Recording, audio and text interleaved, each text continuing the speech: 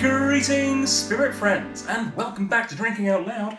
I am your host as ever, Adam Bradshaw, and I am on location. I'm in Vancouver, as you can see behind me. I'm not in the Strath studio today. They've let me off the island for once. I'm here in Vancouver for the Artisan Distillers Conference, where I'll be speaking tomorrow about some of the best practices for producers here in Canada to get your products on shelves in liquor stores. And I'm taking this opportunity to really, I guess, emphasize one of the points that I hope to make tomorrow, in that Canadian spirits are fantastic, and people aren't just buying them because they're Canadian. Some people will be, have their arm twisted to buy one thing over another because of, pride of where you're from. But Canadian spirits are really bloody quite good. There's some very impressive stuff out there. And I don't want producers here to be afraid to be compared and contrasted with international products. So today, here with the Still Explorers, I'm going a little sideways here. This is not the type of spirit that you might expect me to be looking at, but we're doing some orange liqueurs. Yeah. I'm famously not really a cocktail guy. I don't know how to make particularly good cocktails, and 9 times out of 10, I generally prefer to drink the ingredients of a cocktail neat. The alcoholic ingredients, not like lemon juice. I'm not a crazy person.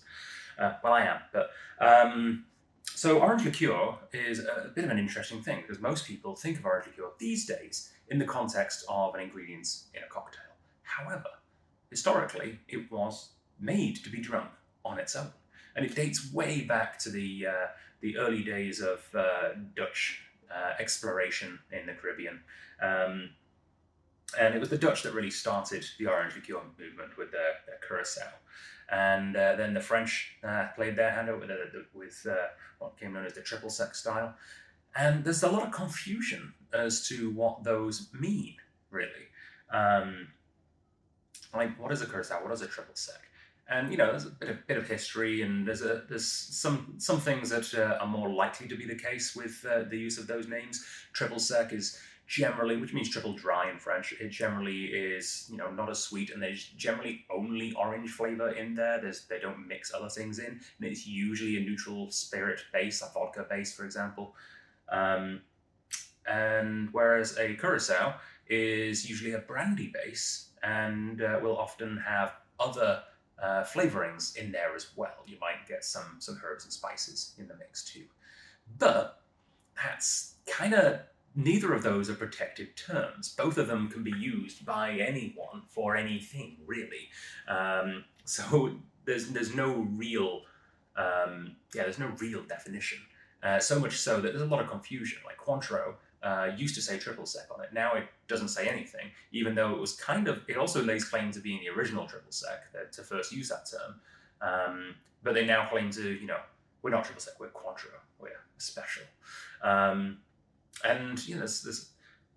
there's a lot of brands which will actually say both things on the label. And in fact, one of the two that we're tasting here today describes itself on the label as a Curacao, but also says that it is a triple sec in its description of the product, which is confusing. This one doesn't say either.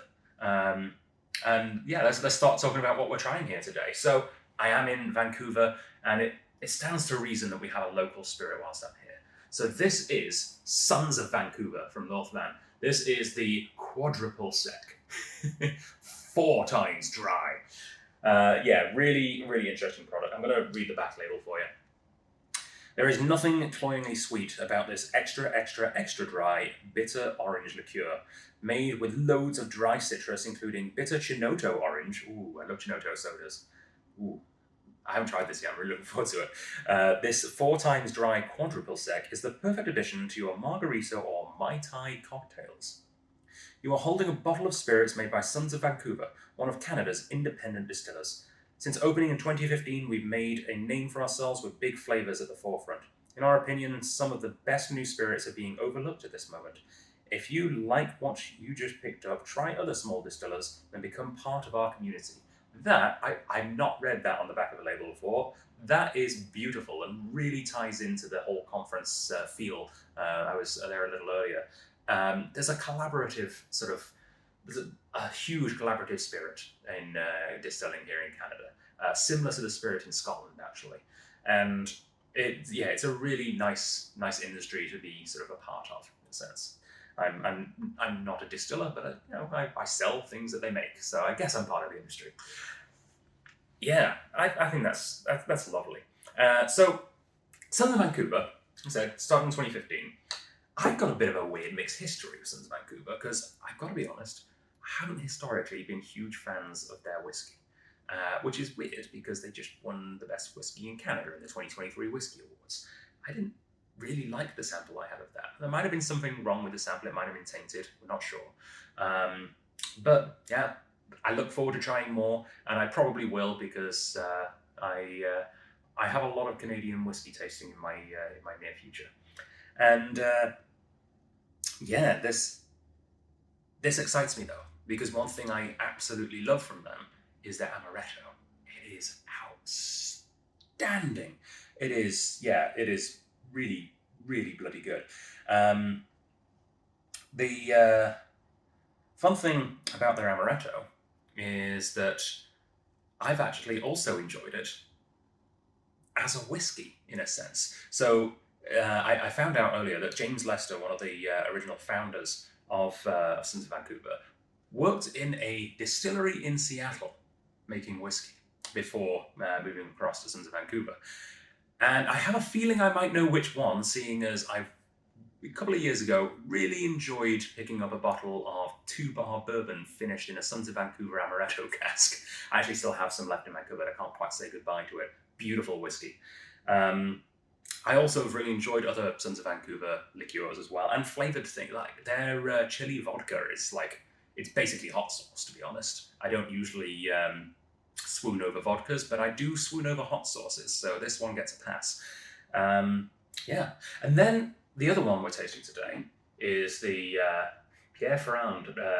This is a limited edition of their dry Curacao. So I've got a few notes here on Pierre Ferrand, really interesting history. So Pierre Ferrand was started in 1702 as a wine merchant. Pierre Ferrand, the person, was a wine merchant in a place that I'm going to butcher the pronunciation of, I'm sure. It's spelled A-R-S. It's a place in France. As a Yorkshireman, I can't pronounce it any other way than Ars. Which it's probably not, but it's funny, so Ars is what I'm going to say. They started making cognacs in 1792, and then in 1989, Alexandre Gabriel, sorry, it's French, I think, sort of started the actual brand of Maison Ferrand. He wanted to really push cognac, and I think specifically in the Japanese market, I think he said. So it's an old history to the brand, but the actual company itself, in a sense, started quite recently in 1989. And in 2011, Alexandre Gabriel was challenged by cocktail historian David Wondrich to recreate a 19th century recipe for an old school triple sec, which turns out was much more of a traditional Curacao than a triple sec by sort of the semi-modern, loosey-goosey definitions of the two. But they went for it, and this is one of the most in-depth recipes that I've come across. I think I understand it. So what they do is they take Curacao oranges from Curacao, the actual place, and then mix those rinds with some lemon and sweet orange, infuse it for 1 week in brandy, and then redistill it together. Then, in a separate thing, they add some vegetal-style ingredients like walnut skins and prunes, and make a infusion distillate, which they add a little bit of that to that redistilled orange spirit, and then they add that to some brandy and some cognac, and like most liqueurs, sugar is added, but they don't just add any old sugar. They add barrel-aged toasted cane sugar. And then they age all of that in French oak casks for a number of months with more orange peel. Wild. And this is a limited edition to that incredible spirit. which if you haven't tried the regular, you really should. It's such a good orange liqueur. This is a Yuzu version. Now, quite where in the process they add the Yuzu, I'm not sure. Maybe the back of the label tells us, actually. Let's see. Beautiful label. Look at that. It's a very classic design. I'm guessing inspired by the same sort of 19th century designs as the 19th century recipe that they were recreating. So actually, extra shout out to David Wondrick, who also is the inspiration behind the Stiggins Fancy Pineapple Rum that is also done by Maison Ferrand through their plantation, which is really cool. I'll do a flavoured rum pairing at some point as well. Just like we did 10 years ago when we created Ferrand Dry Curacao liqueur, we teamed up with our dear friend and renowned cocktail historian David Wondrick to craft this special limited edition starring a new citrus twist, the Yuzu. An ode to the 19th century bartenders who relied on triple sec liqueurs to brighten their cocktails, this latest chapter in our tale features Yuzu from Morocco. The proximity of this sunny country allows us to pick the fruit late in the harvest season when it's the most ripe. This extra time on the tree translates into rich candied notes on the palate. Ferrand Dry Curacao Yuzu Late Harvest is ideal for cocktails and also delicious neat or on ice. Right, so, enough talk, let's crack them open, shall we? Really interesting history with orange liqueurs. I didn't realise they were quite so, I knew they were very popular in cocktail recipes. I didn't realise it was because they were so important in the history of spirits. All right. A little bit of crystallization on the top here. I'm guessing, I think partly, it's almost had the same sort of history as gin, in a sense, in that it's like a one particular flavour particularly popular as a cordial. Like cordial gins, like sloe gin, I guess, had the same kind of idea of taking the spirit and then adding a flavour to it, and then sugar too. These are both 40% ABV, by the way, so a lot of people think liqueurs have to be like low ABV. They don't, they just have to have a bit of sugar. 40. Yeah, this is a 40% ABV spirit, and I'm fairly sure the Yuzu Curacao one is as well. Yeah, absolutely. Both 40% ABV.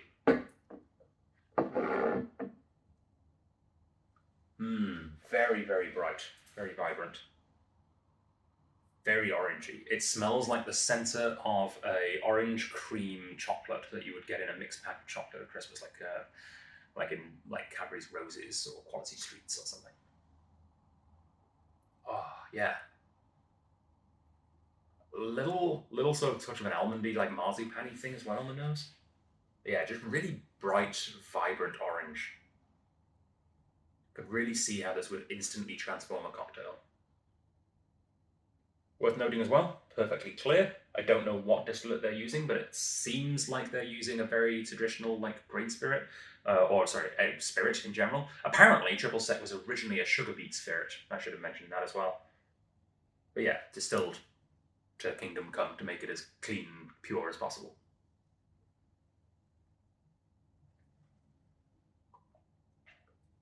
Ooh. Now that's a treat. Ooh, yeah. That is just a touch of sweetness.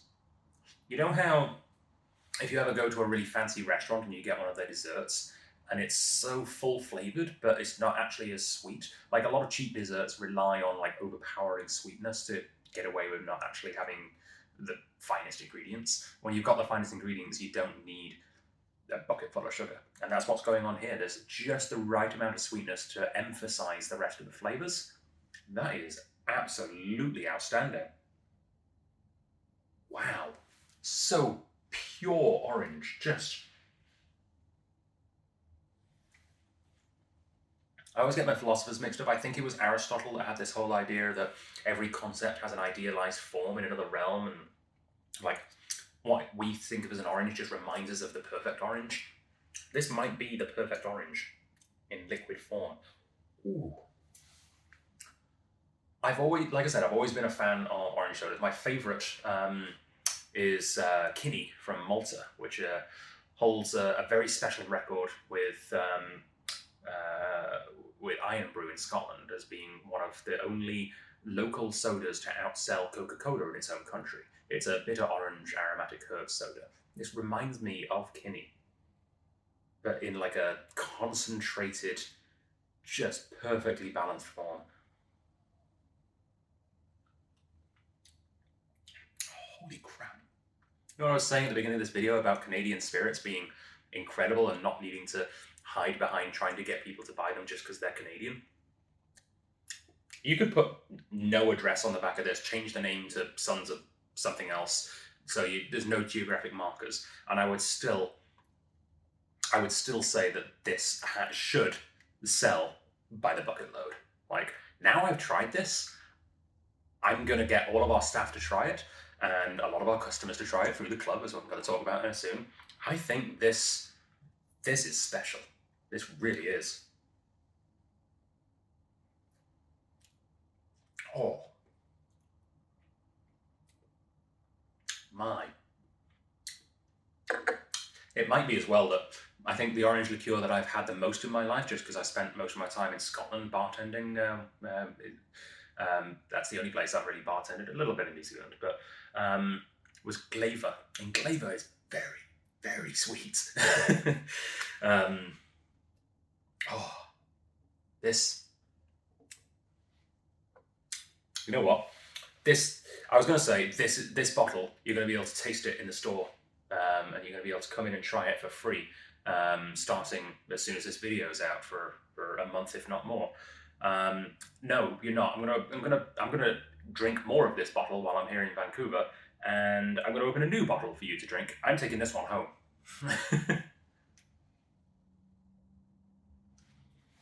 Okay, so amazing.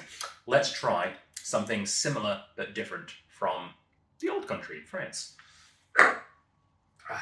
Interesting. In the gin video I did, the same kind of concept, and it was Sheringham gin from Vancouver Island versus Scottish Island gin called Downpour, which is also interesting because like there's a lot of Scottish involvement in the founding of Canada. You know, we have Nova Scotia, and there's a lot of French in the founding of Canada as well. So it's kind of cool. So let's see what this is. Is this more of a triple sec, more of a Curacao? Does it even matter what the hell we call it, so long as it's delicious? Definitely has the colour. I mean, we know it's infused with brandy and everything. It's definitely got a more of a Curacao colour by the modern definitions. Like I said, I'm familiar with the regular Pierre Ferrand Curacao. I love its complexity and its depth. I think a lot of that comes from that little touch of what do they call it? The vegetal infusion with walnut skins and dates and other things. And I do love that it's not, the sugar flavour feels like rich sugars as well. It's not just white plain sugar, it's like nice roasted sugars. Oh, it smells like yuzu. I mean, it should. That's kind of the whole point, I guess, of making a yuzu Curacao. But, wow. Wow. All right. I was expecting it to mostly still smell like orange, but with a bit of yuzu. This is just straight up yuzu. What a unique and interesting concept this is. Huh. Yeah. Bright, playful, vibrant. If you've never had yuzu before, it's used a lot in Japanese cooking. There's you can get like yuzu mirins and things. It's used a lot in like salad dressings and. I would almost describe yuzu as the citrus fruit, which is somehow all citrus fruit in one. It's a little bit lemony, a little bit limey, a little bit orange, a little bit grapefruit. Yeah. Blimey. All right. Cheers. Oh. Those lighter, brighter yuzu notes compared to the normal, just straight up Curacao oranges, makes a very, very different experience. It's kind of like a shadow play thing. There's the light and the dark interacting with each other. You still got that deeper vegetalness coming from the brandy itself and that wood aging, I should mention. Like, a lot of the flavors are going to be coming from that French oak aging and from the brandy, which has already been aging in French oak, or whatever oak they want to use. This is... Whereas this one, the Quadruple Sec, is just pure, clean orange joy. This almost feels like a cocktail which was made with this or a yuzu version of this. It has that glimpse into the purity of the triple sec style, but with much more volume around it. Yeah, I mean, I wouldn't dream of putting this in a cocktail. Like I said, I'm not really a massive cocktail fan anyway. I normally prefer just having the spirits straight. I'm like, I know people who are big into cocktails. I'm friends with several of them. I almost want to give them a bottle of this and challenge them to make it better because I don't think that's doable. I don't think you could add other things to this to make a better drink. And arguably, that's not the point of a cocktail. You're making a different drink, a variety. You're making something custom and fresh, and I get it. But still, it'd be hard to improve on that. That is, I mean, if anything, it's really realistically, it's a barrel aged cocktail. I've already infused brandy with some citrus spirit and another infusion spirit. It's just a barrel aged cocktail that's been shipped here from France. Oh yeah. So maybe I do like cocktails if this is one. I don't know. I'm still on a voyage of self-discovery when it comes to mixed drinks.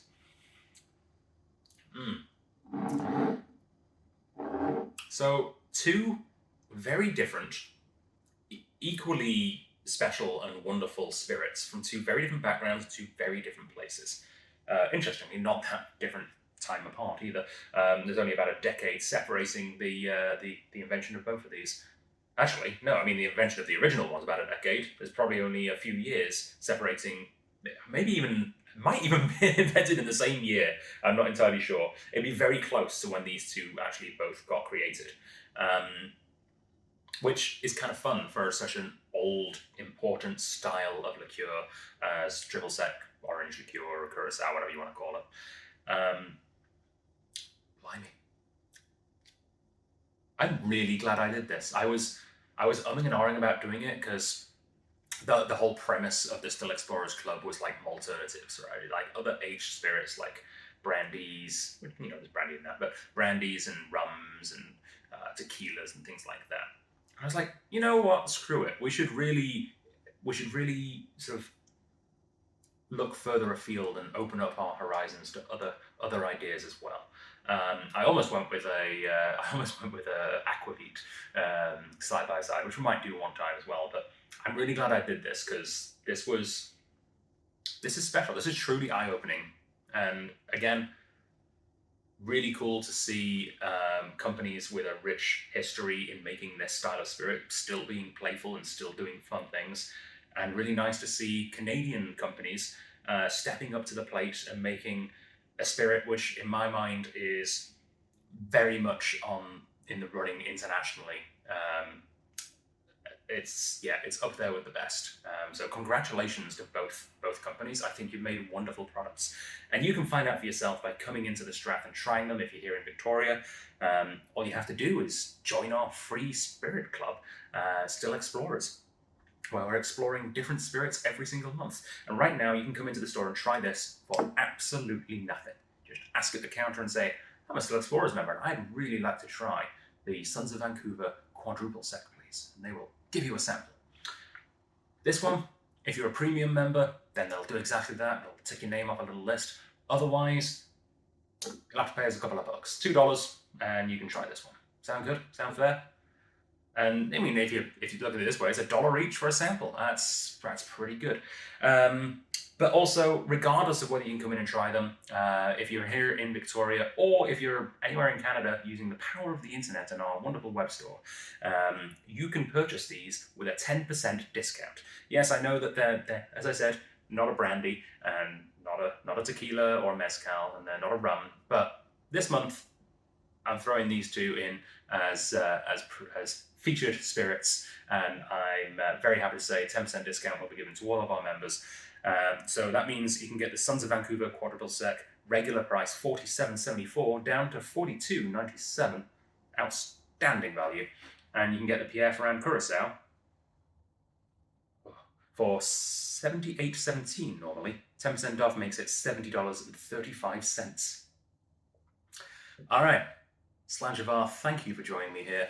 I'm going to be recording a few more videos in here with a special guest tomorrow afternoon that are going to be airing for our whiskey club throughout the rest of the year.